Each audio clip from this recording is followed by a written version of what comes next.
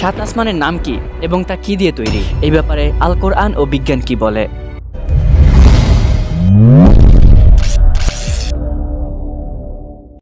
আসমান সম্পর্কে মহান আল্লাহ রাব্বুল আলামিন পবিত্র কোরআনে কারিমে ইরশাদ করেন, তারপর তিনি আসমানের দিকে মনোনিবেশ করেন, যা ছিল ধূম্রপুঞ্জ বিশেষ।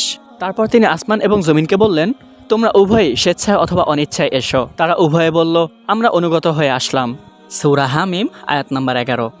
এই একই সূরায় মহান আল্লাহ রাব্বুল আলামিন পরের আয়াতে বলেন, তারপর তিনি দুদিনে আসমানসমূহকে 7 আসমানে পরিণত করলেন, আর প্রত্যেক আসমানে তার কার্যাবলী ওহির মাধ্যমে জানিয়ে দিলেন। আর আমি নিকটবর্তী আসমানকে প্রদীপমালার দ্বারা সুসজ্জিত করেছি আর সুরক্ষিত করেছি। এ হলো মহাপরাক্রমশালী সর্বজ্ঞের নির্ধারণ।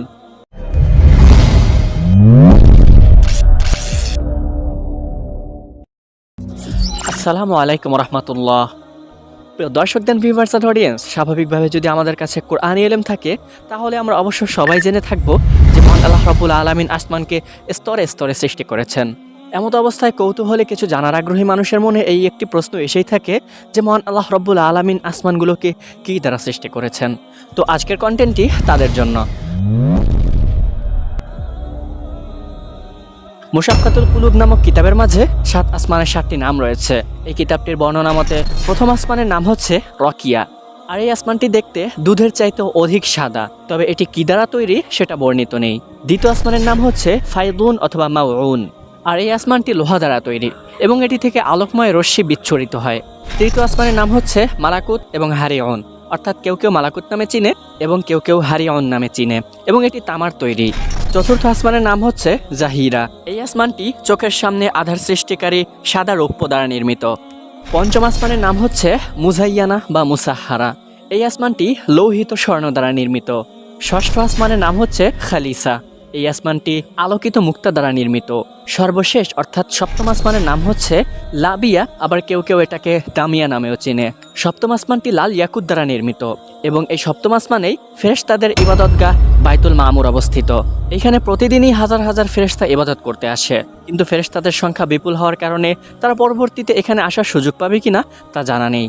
উল্লেখিত 7 আসমানের তথ্যটি মুশাক্কাতুল কুলুব নামক কিতাবে পৃষ্ঠা নম্বর 99-তে উল্লেখ রয়েছে। প্রিয় দর্শক দেন ভিউয়ার্স এন্ড অডিয়েন্স, এবার আসুন এই বিষয়টি কতটুকু সত্য সেটা জেনে নেওয়া যাক। বাংলাদেশের রাজধানী ঢাকা থেকে প্রকাশিত নির্ভরযোগ্য একটি পত্রিকা মাসিক আল কাউসার, এতে প্রকাশিত হয়েছে 7 আসমান কোনোটি লোহা, কোনোটি তামা, কোনোটি রৌপ্য দ্বারা তৈরি। এগুলো একটি ভিত্তিহীন কথা, শুধুই মাত্র মানুষের কল্পনা করা কথা।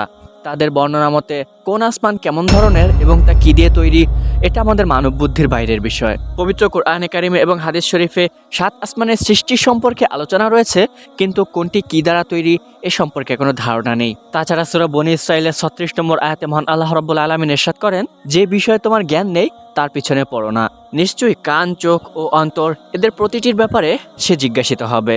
এছাড়াও অনুসন্ধান কেন্দ্র অর্থাৎ বৈজ্ঞানিক তথ্য মতে কোন আসমান কি দিয়ে তৈরি এবং তা কোন ধরনের এটা জানা যায়নি, কারণ তারা আজ পর্যন্ত প্রথম আসমানেই যেতে পারেনি, আর সপ্তম আসমান তো ইয়ে দূর কি বাত হয়। বিজ্ঞানীদের মতে আজ পর্যন্ত তারা মহাবিশ্বের শুরু বা শেষ খুঁজে পায়নি।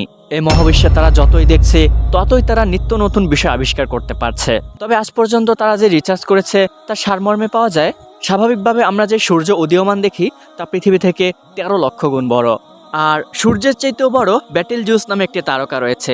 এই তারকাটি সূর্যের চাইতে 33 কোটি গুণ বড়।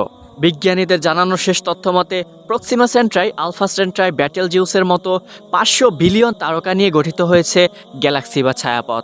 এমন কোটি কোটি দানবীয় গ্যালাক্সি বা ছায়াপথের তথ্য জানিয়েছেন বিজ্ঞানীরা। তাদের তৈরিকৃত পৃথিবীর সবচেয়ে দ্রুতগামী যান অ্যাপোলো 11। এটি প্রতি সেকেন্ডে 11 কিলোমিটার বেগে চলতে পারে। সেই হিসেবে 1 মিনিটে চলে 660 কিলোমিটার। এই একই পথ যদি ঘন্টায় হিসাব করা হয় তাহলে হয় 39,000 কিলোমিটার। এবার আসুন পৃথিবীর সবচেয়ে দ্রুতগামী যান অ্যাপোলো 11তে করে যদি আমরা পৃথিবীর সবচেয়ে কাছের তারকা প্রক্সিমা সেন্ট্রায় যাই, তাহলে অ্যাপোলো 11তে চড়ে সময় যেতে লাগবে 1,15,000 বছর। আর এমন সফর আমাদের বর্তমানে মানুষের দ্বারা কখনোই সম্ভব নয়। আর বিজ্ঞানীরা যে সমস্ত বস্তুর সন্ধান পেয়েছে, যেমন গ্যালাক্সি, সুপারনোভা, ব্ল্যাক হোল, এগুলো দ্বারা প্রথম আসমান নয়, বরঞ্চ প্রথম আসমানের মহাশূন্য গঠিত। আর এই দানবীয় মহাশূন্য পার হওয়ার পরে হচ্ছে প্রথম আসমান। আর বিভিন্ন হাদিসের বর্ণনায় পাওয়া যায় এক আসমান থেকে আরেক আসমানের দূরত্ব হচ্ছে 500 বছরের পথ। প্রিয় দর্শক, এবার উল্লেখিত আলোচনার পরে আপনার হাতে সবকিছু ছেড়ে দেওয়া যাক। বিজ্ঞানীরা আজ পর্যন্ত পৃথিবীর সবচাইতে দ্রুতগামী যান অ্যাপোলো 11 চেড়েও তারা পৃথিবীর সবচাইতে কাছের তারকা প্রক্সিমা সেন্ট্রায় যেতে পারেনি। আর এটাতে যেতে সময় লাগে 1,15,000 বছর। আর এমন কোটি কোটি নক্ষত্র নিয়ে তৈরি গ্যালাক্সি, এমন কোটি কোটি গ্যালাক্সি রয়েছে মহাশূন্যে, তাহলে এই সমস্ত কিছু পাড়ি দিয়ে তারা প্রথম আসমানে যাবেই বা কী করে? অবশেষে বিজ্ঞানীরাও যেহেতু তথ্য পেল না এবং পবিত্র কোরআনে কারিমে এবং হাদিস শরীফেও কোনো বর্ণনা নেই, তাহলে 7 আসমানের কোনোটি সোনার তৈরি, কোনোটি রূপার তৈরি, কোনোটি লোহার তৈরি, কোনোটি তামার তৈরি, এই কথাটি কতটুকু সত্য হতে পারে সেই বিবেচনাটি অডিয়েন্সের উপরেই ছেড়ে দেওয়া যাক। মহান আল্লাহ রাব্বুল আলামিন আমাদের সবাইকে সঠিক বিষয়গুলো জেনে এবং মেনে আমল করার তৌফিক দান করেন। তো প্রিয় দর্শক দান, ভিউয়ার্স অ্যান্ড অডিয়েন্স, ভিডিওটি যদি ভালো লেগে থাকে তাহলে অবশ্যই সাবস্ক্রাইব করে বেল আইকনটি ক্লিক করে রাখবেন পরবর্তী ভিডিও নোটিফিকেশন পাওয়ার জন্য। এবং ভিডিওর ক্যাটাগরি সম্পর্কে কোনো পরামর্শ বা মতামত থাকলে অবশ্যই কমেন্ট করে জানাবেন। আজকের মতো এতটুকুই। নেক্সট টাইম আপনাদের সাথে আবারও দেখা হবে। ধন্যবাদ। আসসালামু আলাইকুম রহমতুল্লাহ।